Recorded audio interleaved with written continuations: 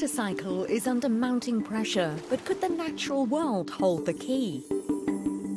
Nature-based solutions are increasingly used to improve water availability, quality and protection. Self-sustaining, they boost biodiversity by making room for rivers and restoring wetlands that reduce flood impacts and improve water quality. Reforestation and sustainable farming to help retain moisture and stabilise local climates. And in cities, green roofs, permeable pavements and urban wetlands improve air quality and storm water management. Countries like Belgium, Spain and Germany are investing heavily in nature-based solutions.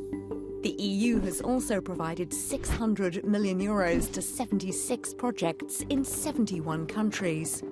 For every euro invested in nature restoration, the return in social, economic and environmental benefits is higher.